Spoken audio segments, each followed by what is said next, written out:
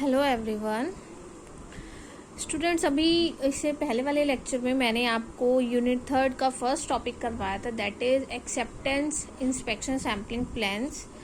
अब हम इसमें नेक्स्ट टॉपिक करते हैं एक्सेप्टेबल क्वालिटी लेवल।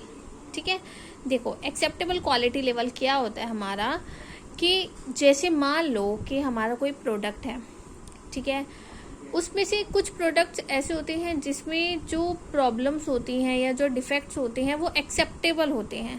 ठीक है ना, जैसे कि this is the quality level of a good lot, कि अगर कोई भी प्रोडक्ट का हम इंस्पेक्शन कर रहे हैं और उसमें कुछ डिफेक्ट्स आ रहे हैं और वो कुछ डिफेक्ट्स ऐसे होते हैं कि वो एक्सेप्ट किए जाते हैं, उनको करेक्ट करने की हमें ज़रूरत नहीं पड़ती। So it is a percentage defective that can be considered satisfactory as process average and represent a level of quality which the producer wants accepted with a high probability of acceptance। कि हम क्या करते हैं कि जो percentage आती है हमारे डिफेक्टिव की, जो भी डिफेक्ट्स की परसेंटेज आ रही है, तो जो हमारा प्रोसेस होता है इन सब में, उससे हमें ये पता चल जाता है कि वो जो परसेंटेज आ रही है डिफेक्टिव की वो हम एक्सेप्ट कर सकते हैं।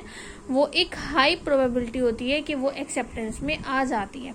जैसे मान लो आपका ये पेन है, अगर मैं ये पेन परचेज कर रही हूँ और इस पेन में से मेरी इंक निकल रही है, ठीक है, मान लो मैं लिख रही हूँ, लिखते लिखते बहुत सारे पेन्स में से इंक निकल जाती है ना, तो इंक हमारे हाथ पे लग जाती है। तो बहुत बार हम क्या करते हैं, सोचते हैं कि चलो कोई बात नहीं, हम उस पेन को फेंकते नहीं है, परचेज भी कर लेते हैं, एक्सेप्ट कर लेते हैं कि चलो ठीक है, अगर इंक निकल रही है डजंट मैटर, ये तो चलता रहता है। तो ये क्या हो गई, है तो डिफेक्ट ही, ठीक है ना, पेन में से इंक तो नहीं निकलनी चाहिए, पर हम उसको एक्सेप्ट कर लेते हैं। तो वो क्या होगी हमारी, कि कुछ ऐसे डिफेक्ट, ऐसी उनकी परसेंटेज होती है डिफेक्ट्स की कि वो एक्सेप्ट किए जाते हैं। So a lot with relatively small fraction defective, कि जो हमारे स्मॉल फ्रैक्शन डिफेक्टिव में आते हैं उनको हमने क्या लिया है, P1, that we do not wish to reject more often than a small proportion of time is sometimes refer to us as a good lot. उसको हम क्या बोलते हैं कि वो हमारे गुड लॉट होता है, कि उसमें हम उसको रिजेक्ट नहीं करते हैं और बेटर वे में वो हमारा हो जाता है, तो हम उसको एक्सेप्ट कर लेते हैं, प्रॉब्लम नहीं आती। तो उसके लिए हमारे पास क्या हो जाएगा, probability rejecting a lot of quality P1, उसको रिजेक्ट करने की जो प्रोबेबिलिटी है वो कितनी होगी, 0.05, और जो accepting of a lot of quality of P1 है वो कितनी होगी, 0.95। एक्सेप्ट करने की ये है और रिजेक्ट करने की ये है। इट मीन्स कि अगर परसेंटेज कम है किसी भी डिफेक्ट की तो हम उसको एक्सेप्ट कर लेते हैं, और उसको हम क्या बोलते हैं, एक्सेप्टेबल क्वालिटी लेवल, कि उसकी क्वालिटी ऐसी है कि हम उसको एक्सेप्ट कर सकते हैं। तो यहाँ पे P1 हमारे पास क्या है, एक्सेप्टेंस क्वालिटी लेवल, P1 हमारे इस चीज को डिनोट करता है। And a lot of this quality is considered as a satisfactory by the consumer, कि वो सेटिस्फैक्टरी होता है हमारे कंज्यूमर से। Now the next one is your lot tolerance proportion और परसेंटेज डिफेक्टिव, यानी कि LTPD के लॉट टॉलरेंस प्रोपोर्शन और परसेंटेज डिफेक्टिव में हमारे पास क्या है, कि यूजुअली हम इसको किससे डिनोट करते हैं, PT से डिनोट करते हैं। और ये हमें क्या कहता है, the lot quality which is considered to be bad by the consumer is not willing to accept lots having proportion defective PT और ग्रेटर। वो कह रहे हैं कि हमने ना अपनी एक लिमिट डिसाइड कर लेते हैं, जिसको मैं PT बोल रही हूँ, ठीक है ना, कि हमने क्या किया, एक लिमिट डिसाइड कर ली कि इतने लिमिट तक की अगर हमारे पास डिफेक्टिव होगी तो चलो हम एक्सेप्ट कर लेंगे, लेकिन अगर उससे ऊपर, उस लिमिट से ऊपर अगर हमारा डिफेक्ट आ रहा है तो हम उसको एक्सेप्ट नहीं करते हैं। So PT is called the lot tolerance percentage defective.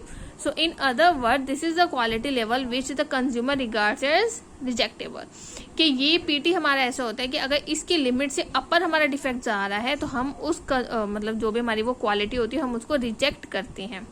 So a lot of quality PT stands to be accept some arbitrary and small fraction of time, usually 10%। तो बेसिकली जो हमारे पास क्वालिटी है PT, वो हमारा basically किस चीज के लिए स्टैंड करी है, वो सिर्फ एक्सेप्ट करती है कोई भी स्मॉल फ्रैक्शन ऑफ टाइम को, जो यूजुअली जिसको हम 10% ही मान कर चल रहे हैं कि इतना तो हम एक्सेप्ट कर पाते हैं, पर इससे हायर अगर होता तो हम उसको एक्सेप्ट नहीं करते हैं। ठीक है, इसके बाद आपका टॉपिक आता है process average fraction defective. Process average fraction defective क्या होता है हमारा, कि मान लीजिए इसको मैंने क्या लिया है, P बार। ये हमारा P बार किस चीज को रिप्रेजेंट करता है, quality turn out by the manufacturing process over a long period of time, कि ये हमारा रिप्रेजेंट करता है हमारी क्वालिटी को, जो हमारी मैन्युफैक्चरिंग प्रोसेस में काफी ज्यादा टाइम तक के लिए चल रहा है। जैसे मान लीजिए in industry the quality of any process tends to a settle down to some level which may be expected to be more or less the same every day for a particular machine। कि मान लीजिए किसी भी industry में जो quality हम लेकर चल रहे हैं, हम कोई एक पर्टिकुलर मशीन की अगर बात करते हैं कि अगर एक मशीन कोई भी हमारा प्रोडक्ट बना रही है, ठीक है ना, तो कई बार क्या होता है हम एक्सपेक्ट करते हैं कि वो ज्यादा से ज्यादा या कम से कम कितना करती है, ठीक है ना। So if this level could be maintained and if the process working free from assignable cause of variation, तो अगर हम कोई एक लेवल को मेंटेन करके रखते हैं और जो हमारा प्रोसेस है वर्किंग का अगर वो असाइनेबल कॉज के वेरिएशन से फ्री है, then the inspection could often be dispensed with।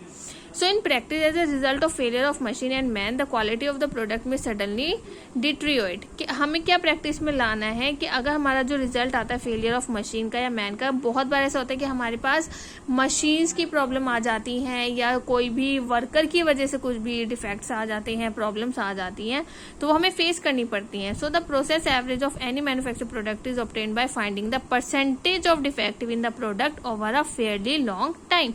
कि इस हिसाब से हमने क्या करना है कि जो भी हम अपना प्रोसेस रखते हैं मैन्युफैक्चरिंग प्रोडक्ट का, हमने उसमें ये ध्यान रखना है कि हमारी परसेंटेज ऑफ डिफेक्टिव कितनी है अकॉर्डिंग टू द टाइम। इसके बाद बेटा आपके दो टॉपिक मोस्ट इंपॉर्टेंट है, consumer risk and the producer risk. देखो कंज्यूमर रिस्क क्या है, सिंपल है, वर्ड से समझ में आ रहा है कि अगर मैं कोई भी, मान लीजिए मैं कोई भी आइटम परचेज करने के लिए जा रही हूँ, ठीक है, अगर उसमें कोई डिफेक्ट आता है तो मेरे लिए रिस्क है ना। अगर वो ज्यादा डिफेक्ट आ रहा है तो मेरे लिए ज्यादा रिस्क है, मुझे वो आइटम को छोड़ना पड़ेगा, मैं उसको यूज ही नहीं करूंगी, मेरे पैसे खराब जाएंगे। तो अगर हमारे पास कम से कम डिफेक्ट आता है तो वो चलो एक्सेप्टेबल हो जाता है। तो वो हमें कह रहा है any sampling scheme which involves certain risk on the part of the consumer in the sense that he has to accept certain percentage of undesirably bad lot, that is the lot of quality or greater fraction defective। यानी कि अगर quality बहुत ज़्यादा हमारी लो है और ज़्यादा fraction of defective है तो मेरे लिए वो क्या हो जाएगा, थोड़ा रिस्क हो जाएगा। So the probability of accepting a lot with the percentage defective is PT and it is written as PC, usually it is denoted by beta। तो ये मेरे लिए क्या होगा, रिस्क होगा, और उसको हम किससे डिनोट कर रहे हैं, पीसी से डिनोट कर रहे हैं, और उसकी probability of accepting of quality क्या है, हमारी बीटा है। प्रोड्यूसर रिस्क में क्या आ जाएगा, प्रोड्यूसर रिस्क में क्या आ जाएगा, the producer as whole has also to face the situation that some good lots will be rejected. देखो प्रोड्यूसर जो हमारे प्रोडक्ट को बना रहा है उसके लिए भी कुछ कंडीशंस ऐसी होती हैं जो उसको फेस करनी पड़ती हैं कि कुछ ऐसे लॉट्स होते हैं जो उसको रिजेक्ट करने पड़ते हैं। जैसे मान लीजिए हमने कुछ भी इंस्पेक्शन किया, अपने सैंपल्स लिए और उसमें बहुत ज़्यादा अमाउंट में डिफेक्ट्स आ रहा है, तो हमें क्या करना पड़ेगा, उसको रिजेक्ट करना पड़ेगा। यानी कि जो भी हमने कॉस्ट लगाई है अपने प्रोडक्ट को बनाने के लिए वो तो हमारी वेस्ट चली गई। तो हमें भी काफ़ी ज़्यादा कुछ फेस करना पड़ता है जब प्रोड्यूसर को कोई भी आइटम्स को लेकर। So he might demand adequate protection against such contingency happening too frequently, just as the consumer can claim reasonable protection against accepting too many bad lots। तो उसके अकॉर्डिंगली प्रोड्यूसर को क्या करना पड़ता है कि अपनी सारी आइटम्स को इस अकॉर्डिंगली बनाना पड़ता है कि वो उन डिफेक्ट्स को ही एक्सेप्ट कर पाए जो कंज्यूमर जो भी परचेज करते हैं उन क्वालिटी को, उन बैड क्वालिटीज को एक्सेप्ट कर पाए, अदरवाइज उसके लिए भी, प्रोड्यूसर के लिए भी वो रिस्क रहता है। सो जो प्रोबेबिलिटी है रिजेक्टिंग की वो क्या होगी, 100 P bar as a process average percentage defective is called the producer risk, that is PP। उसको हम PP से डिनोट करेंगे और उसको हम किसे डिनोट करेंगे, उसकी प्रोबेबिलिटी ऑफ रिजेक्टिंग को अल्फा से। ठीक है, तो यहाँ तक बेटा आप लोगों ने आज पढ़ना है, यहाँ तक इस टॉपिक को। और किसी भी पॉइंट में, किसी भी डेफिनेशन में अगर आपको कोई डाउट आता है तो आपने मुझसे पूछना है। और बेटा ये जो डेफिनेशन आज मैंने आपको इन दोनों लेक्चर्स में समझाई है ये मोस्ट इंपॉर्टेंट है इस यूनिट के लिए। अगर ये नहीं समझ आएंगी तो आगे की पूरी ही यूनिट आपको समझ नहीं आएगी। सो प्लीज़ आप इस पर ध्यान दें, ठीक है ना, और इसको अच्छे से पढ़ें। And please write your name and roll number in the comment box. Thank you.